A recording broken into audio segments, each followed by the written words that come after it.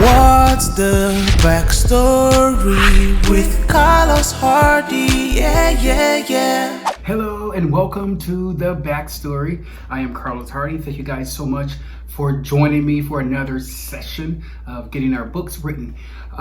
Today in the writer's room is going to be really great. We're talking about The Golden Girls. I know you guys know that show. It's an 80s show, and it was an amazing, incredible show that was in the 80s, and it was really a fun show. So what I'm doing with The Golden Girls is I'm going to be taking it from the perspective of Rose Nylund. Everybody know Rose was the ditzy one. You had Sophia was the quick-witted one, and you have Dorothy, which was the grown one, the more responsible one, and then you had Blanche, who was what we call the slut. So they all had different dynamics. So if you watch that show, you'll be able to understand why the writers casted those actors, but why they put those specific personalities against each other. It was a perfect blend. That's what I love about writing, is being able to have all these different components come together to create a whole. And the ensemble was just incredible. So I wrote a small little snippet in our writer's room, and we'll be getting to that a little bit later. Let's get to our subject today. Our subject today is going to be about book Bibles. You're probably thinking, Carlos, what is a book Bible? A book Bible is your historical document. Okay, so when you're writing any type of book or any kind of script or anything like that, what you're going to do is you're going to be writing down every single thing that comes to mind about that particular book or that story, and what we call a book Bible. It's a series of documents that hold all of the information about your story, about your characters, about the locations, about who they are, and things like that. So the book Bible, you want to keep a book Bible, because if you do not keep a book Bible, you're going to have some issues. Trust me on this. So let's talk about the 3 steps to creating your book Bibles and why they're so important. I would say these are the 3 steps to why your book Bibles are so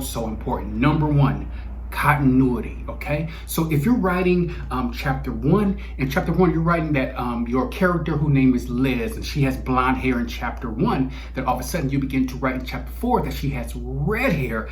Your audience who's reading that book is going to figure that out and say, wait a minute, I thought she had blonde hair. So that's continuity. That's what you call continuity in your story. So if you put in your book Bible specifically, once you create a character, once you create a location or something like that, you want to go into your book Bible and you want to type in Liz has blonde hair, chapter 1. You want to type in chapter 1, Liz has blonde hair, okay? Because when you type that in, you can always reference that. You can always go back, and when you're in chapter 8, 9, 10, or further along, and whatever you're writing, you can double back and say, oh, Liz had blonde hair. So you remember that. So the continuity reference is very important, because there's nothing like reading a book or watching a movie. We've all seen them, and the continuity is off.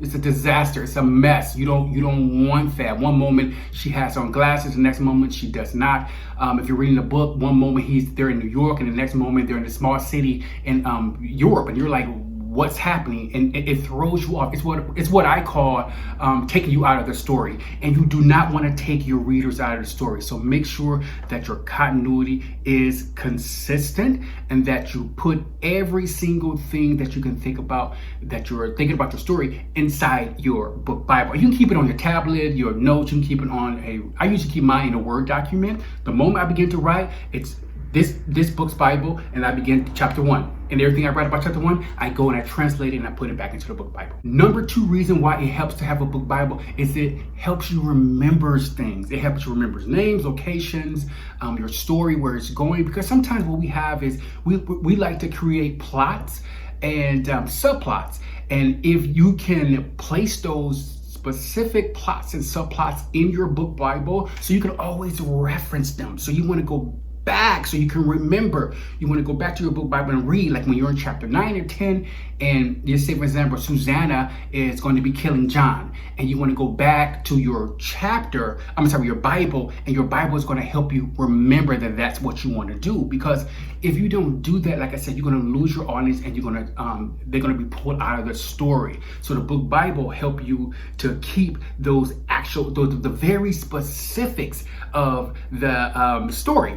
And you want to do that also because what you're going to find is your mind, when you're writing, your mind is going to be all over the place. It's going to be everywhere. You cannot remember every single thing. Most of my books are about 60,000 words or more, and that's a lot of words. And I don't remember everything. Like sometimes I go back to my books and I'm just like, wow, I wrote that, or oh, I don't remember this character being this way or that way. So then I'll reference back to my book Bible. So it helps me with my memory of the characters, who they are, what they're doing, where they're going, and anything you can possibly think of that you may want to put in your Bible. Just do it. It doesn't matter what it is. It's going to help you to remember the story you're telling, the motivations, the antagonists, the protagonists, where they're going, where you see them 5 years. The ending of your book should be in your book Bible. Remember, there's an outline as well, but the book Bible has everything. So if someone wants to go to your story and you hand them your book Bible, they should be able to read the book Bible from chapter 1 all the way to the end and understand where each character is going, understand where they are in the story, understands the importance of the plot and the motivation of each character. That's really, really important, and you want to make sure you place all that in your book Bible. The number 3 reason why you should have a book Bible is it provides order. You want order. Without order, you are going to have a jumbled mess, and you want to be able to, like I said before, reference each chapter. If you're writing a new character, or if you're writing a character that you want to expand upon, you want to be able to go to your book Bible, which is the entire book that you've highlighted and that you've stamped out, so that you can always reference back to that. So it's easier for you. It just makes everything so much pleasant when you are writing. So please, whatever you do before you start your book, before you start it off, make sure you have the Bible set up. And like I said, you can use Word, or you can use any type of word processing app where you place chapter 1 all the way through chapter 20. And remember, and this is different. The book Bible is different from your outline. Your outline tells you the details of every chapter. The book Bible tells you every and anything that's inside your book. And that is very, very important. Another reason why I absolutely love to utilize book Bibles is book Bibles are there also to, if you want to do a sequel, or there's a trilogy of your book, you can always go back and look at that book Bible, and it can help you move you forward in your story because you know what you've written in that book Bible. It's going to help you, especially for sequels or trilogies. So that means I don't have to go all the way back and read my first book, to try to capture all the gems out of it. I can just go right into my book Bible, read the entire book Bible, see everything I have in it, which characters I want to develop, which characters died, which characters I thought I wanted to progress into other plot lines, or things like that, which characters I wanted to motivate more. I can just go right into my book Bible and find all that out. I don't have to read the entire book of where I left off. I can just go right into my book Bible. It should have it right there. So just make sure you have that book Bible. It's the easiest things to do, but it's also, if you don't do it, you're going to have problems with the order of your book. Trust me on this. I've done it, and on my first book, I didn't have a book Bible. I was just writing an outline, and I had to go back, and as these ideas were coming, I had to go back and assure myself and put in and I begin to write all of everything that came to my mind about a story, even things that's not in the actual written book. Put it in the book Bible because it can spark ideas. It can spark any type of plot line for your next book. So it's very, very, very, very important. Okay. Let's go into our writer's room. Inside our writer's room, we're going to be talking about The Golden Girls.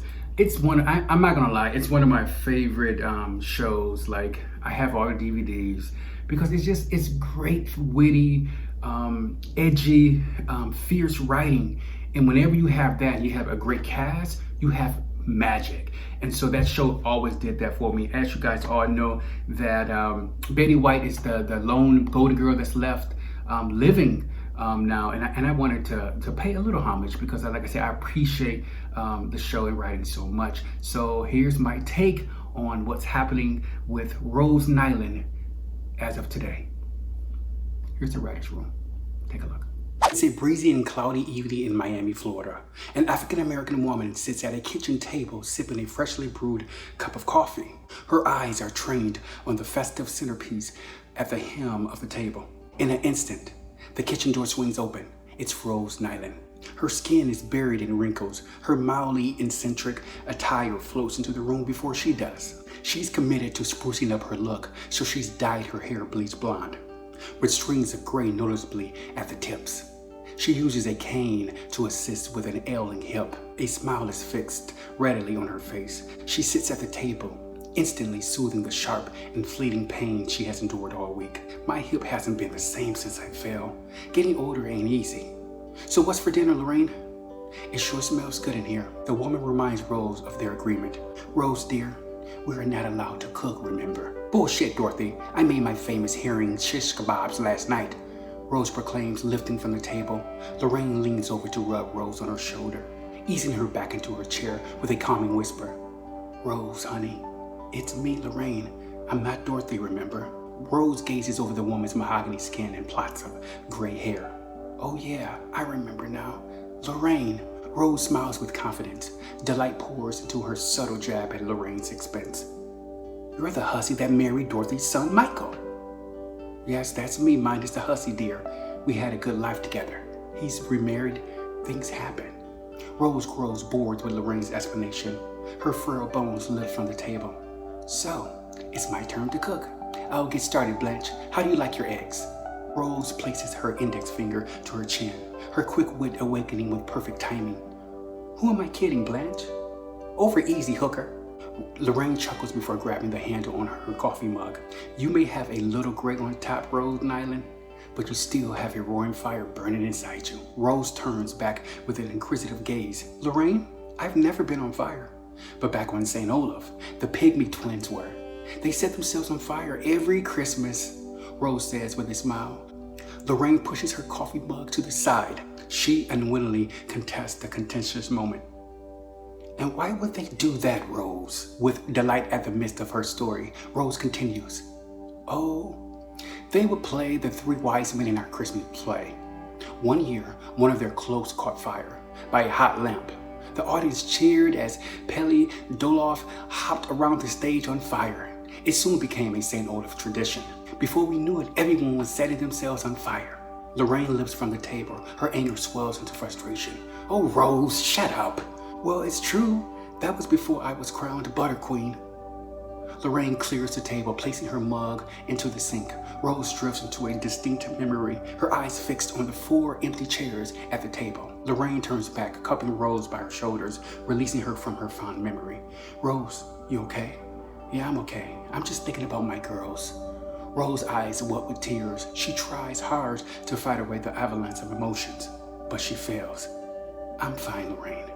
I got something that will make you feel better. Follow me. Lorraine grabs Rose by both hands, guiding her into the next room. Rose stumbles into the darkness while vying to maintain her balance. Lorraine, I can't see anything. Suddenly, the lights flip open, spilling into her sweet oval face. Surprise! Yells a group of friends. Rose beams, hugging Lorraine as if she hadn't seen her in years. You remembered. I wouldn't forget your birthday, Rose. Thank you, Lorraine. The small crowd of elderly guests surround the large cheesecake at the center of the room. Lorraine whispers in Rose's ear, "They love you, Rose. We all do." Rose slices into the cheesecake before swinging around to Lorraine. "Thank you for being a friend, Lorraine." The activities director lightly claps his hands together in order to gather the attention of their elderly guest. "Alrighty, Shady Pine residents, who wants the first piece?" Rose slips away, walking to the huge window at the rear of the room. She sits. She removes a picture of her longtime girlfriends from her robe. "I told you I wouldn't forget about you girls. Until we're all together again." She kisses the photo and sits in silence for a few moments longer. Welcome back. I hope you enjoyed my story of the Golden Girls. Like I say, it's a small story. I just do these small stories because they make me happy. I love to create and imagine what these characters will be doing as of today, 2020, and that's what I thought Rose Nylund will be doing. Like I say, if you haven't watched that show, get the DVDs. Go on Hulu, Netflix, whatever. Watch the show. Trust me, it's gonna give you a fondness for the elderly and for your grandmothers who of that age, because a lot of times we think once you reach a certain age it's over, and when you watch that show it's not over. It's really just beginning. So that's why I wanted to write a little something about that show. Out of all the Golden Girls, I would say my favorite character, and I'm probably most like Dorothy, because she is the what we call the voice of reason on the show. Remember, you have the slut, the voice of reason, the witty one, the airhead. So though they're all different components that help the collective, and I think I most resemble the attitudes and personality of Dorothy. That hard-hitting, this is what's going to be, and this is what we need to do, this is the voice that we need to follow. That's more so me. So that's why I wanted to lend my writer's pen to that show. I just appreciate it so much. I remember being younger and my mom watching it, and I'll just sneak in the room and just kind of watch it and see what it was about, and just got hooked because of Sophia and her wittiness and her her cutting edge dialogue that they created for her was just phenomenal.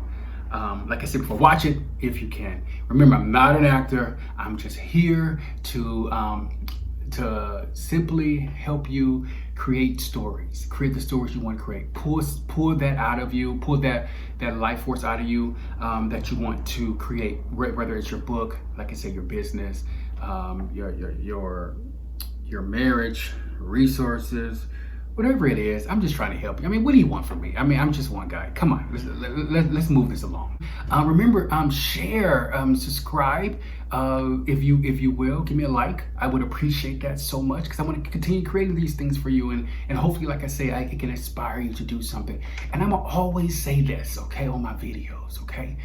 Whenever you're watching something or someone, and you're noticing, and you're in it with them, you should be pulling something from that video. You shouldn't just be simply watching just to be watching because you're bored. No, you should be grabbing something back, okay? You should never leave a video feeling empty. You should always feel like inspired, or you feel good, or you feel motivated to do something. And that's what I try to do, is to give you something, give you some type of inkling of your spiritual will to do whatever it is you want to do, or create those things that you want to create, because it's in you. But that's it. I'll get off my soapbox, but that's it. Remember, I always say this: don't be a dream killer, because if you don't know one, that means you are one, and you don't want to be that. You just want to be a beacon of light. That's it. Thank you guys so much for joining me. I appreciate it. That's the backstory today. Until next time, I am Carlos Hardy. Peace out. What's the backstory with Carlos Hardy? Yeah. Don't forget to subscribe.